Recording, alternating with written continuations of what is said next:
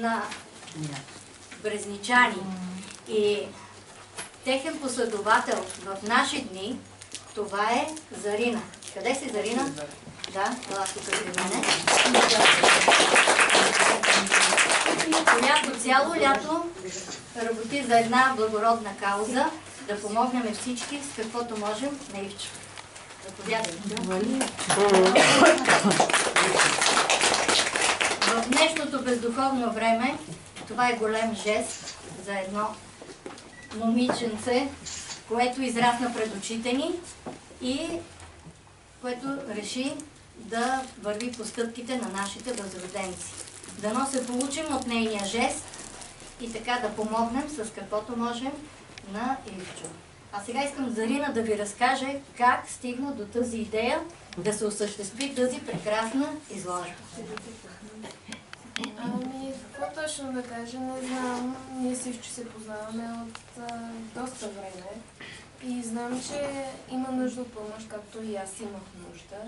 И реших преди горе-долу цяло лято да започна нещо да правя, да рисувам в плана, защото за да има приятелство трябва да се укрепва.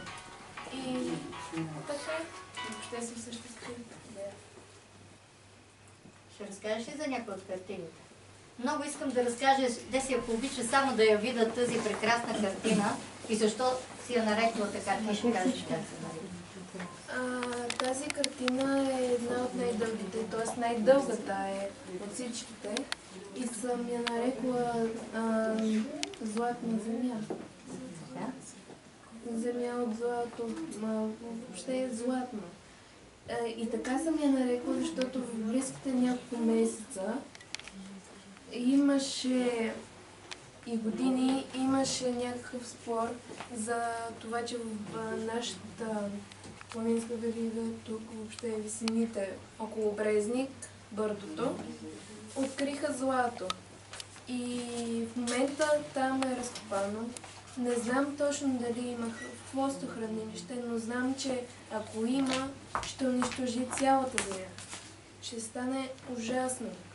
Гледала съм много снимки и тази книга е послание за това, че нашата земя, природата, въобще всичко е злато около нас. Да.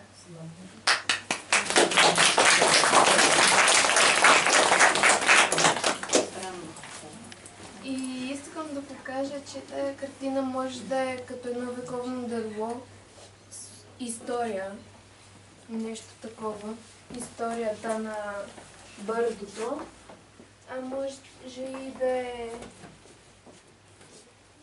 като дългия път, който може да се извърви като следващата ни история.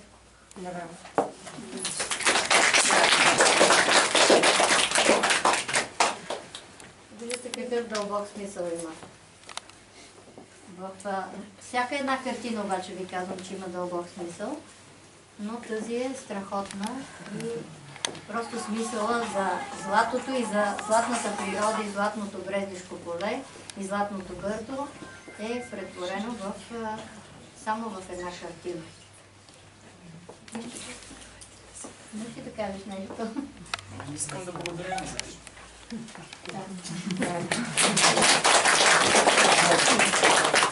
Дай Боже да има повече такива деца, които да откликват така и все по-малко болни деца.